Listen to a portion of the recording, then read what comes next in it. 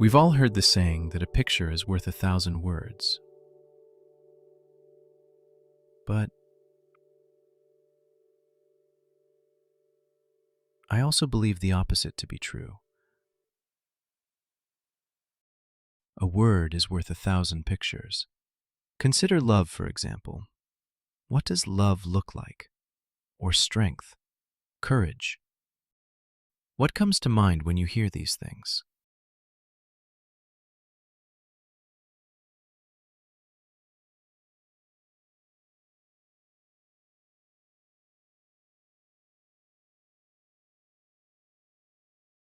Caleb, are you even listening? Mom, visibly concerned and worked up, interrupts Caleb's daydream. Caleb hears the hint of subdued anger beneath her voice. He knows she's frustrated over his behavior at home and problems at school. He's falling behind on assignments, which is unusual for him, and he finds himself disengaged in activities he'd usually find exciting. You didn't eat your breakfast again? And your room's a mess. What's going on, honey? You haven't been yourself. Come on, it's time to go. And I've spoken with Mr. Collins again. You have a second meeting scheduled for this morning. Really? Mom is taken aback, but pleasantly surprised to see Caleb express enthusiasm over this. I've never seen anything like it. At first, there was only one picture, but then a bunch more appeared out of nowhere. What are you going on about? Mom isn't sure what to make of this, but she shrugs it off and continues on her way downstairs. Caleb is interested enough in seeing Mr. Collins again to see what the pictures are all about, but still, he isn't looking forward to the rest of the school day, like being scolded by teachers for incomplete homework. I'm way behind on this book.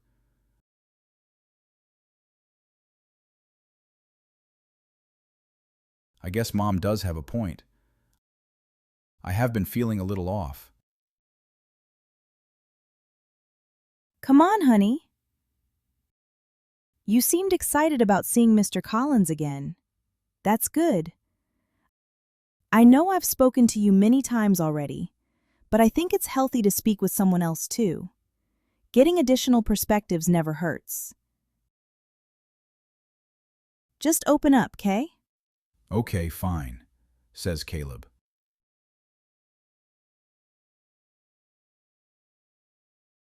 Morning, Caleb. Mr. Collins settles in with small talk before proceeding.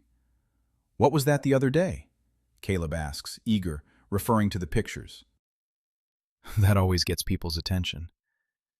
In our last meeting, we spoke about various challenges you've been working through. You mentioned some issues at home as well as at school. I remember you mentioned bad grades, problems with your teachers, and issues with bullying and fighting. It was a general meeting where we got to become better acquainted, but I haven't really heard from you. I want to talk through and unravel some of these things. Caleb's face shows he'd rather not talk. He just wanted to see the pictures from before. Mr. Collins waits in extended silence nonetheless, giving Caleb space to respond. It's just a conversation, nothing formal, just to talk and not hold everything inside. Look, I don't know what to say, okay? I don't know. Caleb lets out a heavy sigh. I guess I'm just frustrated. School sucks, my teachers are mean, and they have a problem with everything I do. I never get anything right in class. I guess maybe the bullying is a little better. And Mom's still been on me ever since I got in that fight last week. I don't know if Dad's heard about it, or if he'd care anyway. He said he'd help me with school, but he still hasn't. I only see him every other weekend or something like that. Mom is barely home. She's always working. Caleb continues venting, growing angrier and more worked up. It's more volatile than expected, but this is what Mr. Collins is looking for, and he waits patiently for Caleb to finish. I'm sorry to hear you feel the way you do. Mr. Collins takes a moment to pause and collect his thoughts. There's a lot that can be said about all this, which we can't address all at once. But I believe there's a good first step. The pictures. Remember I mentioned the common saying that a picture is worth 1,000 words? I said I believe the opposite to be true too, that a word is worth 1,000 pictures. I left you to ponder a few questions to get you thinking from additional perspectives. So, tell me, what comes to your mind when you hear the word love? What does love look like?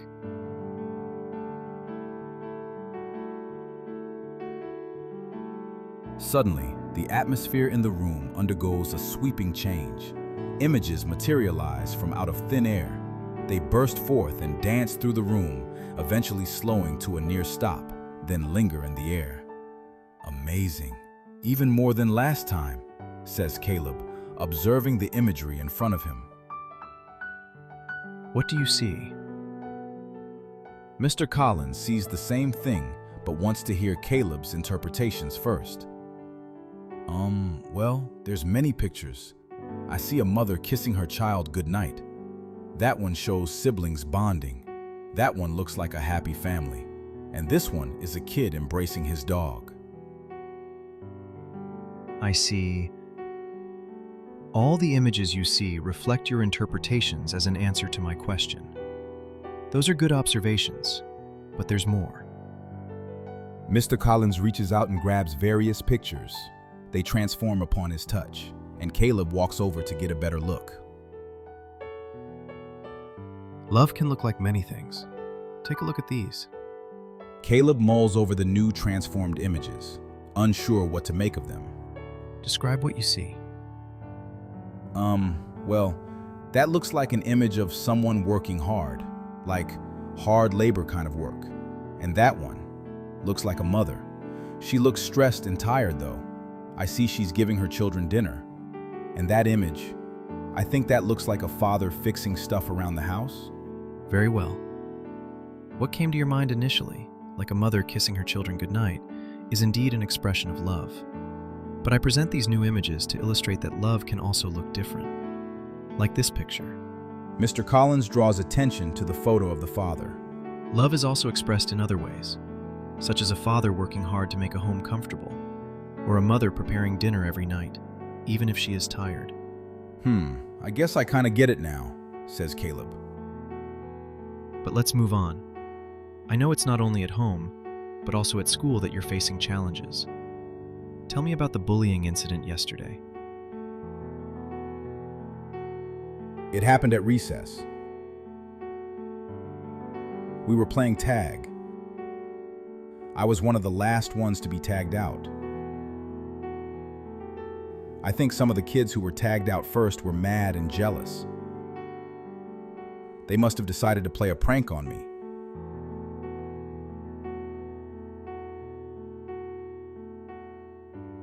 I didn't see it coming.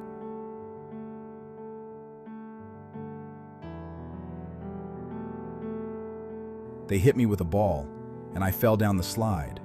I wasn't hurt though, but everyone was laughing. I felt embarrassed and angry, and I was going to fight back, but I knew that'd probably just make things worse. So then what happened? I just walked away. But I'm not weak, says Caleb. Mr. Collins sees anger brewing in Caleb the more he reflects on the incident. I should have been strong and fought back. Is that so? What does strength look like? What does it mean to be strong? More pictures materialize. They vary, depicting a kid fighting back, kids being aggressive, and students big in stature or good at sports. I see. I don't disagree that these are possible examples of strength. It's common to think of being strong as being aggressive, fighting back, or being a good athlete. But strength can look different from that. He perceives Caleb isn't convinced. He reaches out, grabs a picture, and it transforms. Does this little girl look strong to you? But Caleb is unsure how to answer. There are many ways to be strong, no matter how small. This is my daughter. We were at a playroom once, and a prize toy caught her eye. Winning it required a team challenge. In her excitement, she invited herself into a group, admittedly not the proper way of going about it. The kids declined in a rather rude way, being needlessly harsh. I saw my daughter's entire face change. I thought she'd be sad or angry, ruining the rest of her night. But she adopted a positive attitude, her face uplifted, and she even wished them luck. She moved on without letting it bring her down. I was pleasantly surprised. So, she didn't let that incident ruin her time. And you're saying she's strong for that? Says Caleb. Mr. Collins confirms, replying, I know plenty of kids who, despite being physically strong and athletic, would have been fuming with anger and complain about the incident for the rest of the night, or been hurt. In other words, not as strong in a sense. Or consider this trivial example, even less significant. My kids were rushing out the house one day to play outside, but there was a large bug near the door, and my sons fled from it in fear.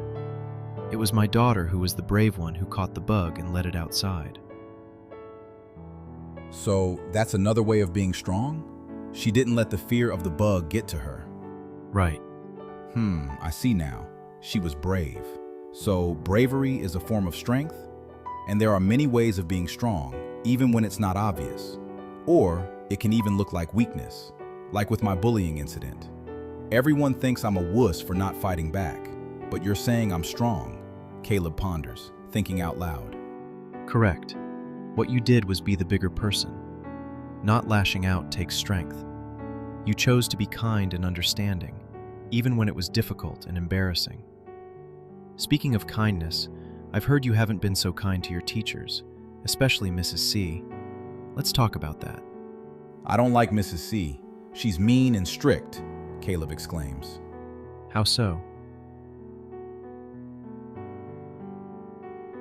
Mrs. C always picks on me to give answers, but I get them wrong and the students laugh.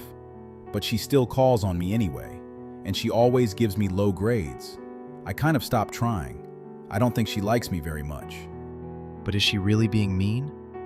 Look again, Caleb. It isn't that Mrs. C is being mean or doesn't like you. I think she's passionate and is encouraging you, eager for you to succeed. She means the best for you. I realize she can appear rude. That's understandable. But remember, things aren't always as they seem. Consider that her intensity comes from her passion. She really cares about her students. I guess you're right. I've been assuming the worst, but everything isn't what it looks like. Exactly. It's good to be mindful about not assuming the worst concerning people's motives, and to consider the perspectives of others. And even when you think it's flawed, it'll help prevent you from always taking things personally. From what I've learned about you, I see you're carrying the weight of negative emotion, albeit inadvertently. And the thing is, I believe it's mostly avoidable. But how? Your parents have been unusually busy and more distant, and you interpreted that as them not really caring for you and even questioning their love.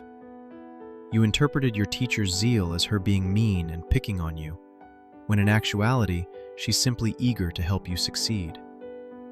These are cynical presumptions and suppositions that weigh you down mentally, and multiple such instances add up and take a toll over time.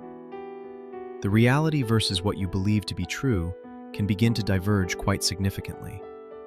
I think this explains why you haven't been feeling like yourself, and it's been impacting you at home and at school.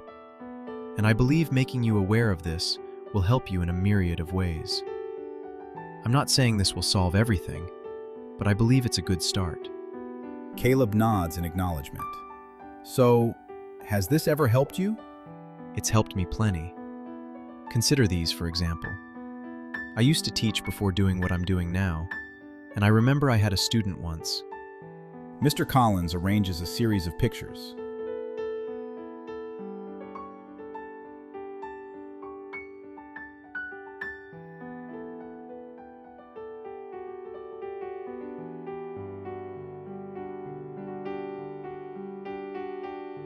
What does this behavior look like to you? Well, he appears mean, like he's bragging and thinks he's better than everybody. I thought similar to you. When pondering the behavior, I kept tracing these images back to pride, arrogance, and other things alike. I responded with discipline and thinking the student's behavior came from a mean-spirited place, but I was wrong. What do you mean you were wrong? I spoke about negative presumptions and suppositions just a moment ago. I was assuming the worst, but I didn't have the full picture. But after getting advice from a colleague, I was able to zoom out and gain a broader perspective. Upon seeing things more accurately, I no longer saw a mean-spirited child. Rather than responding with heavy discipline, I was able to appropriately address the root issues by responding with more compassion and appropriate validation. The problem behaviors vanished.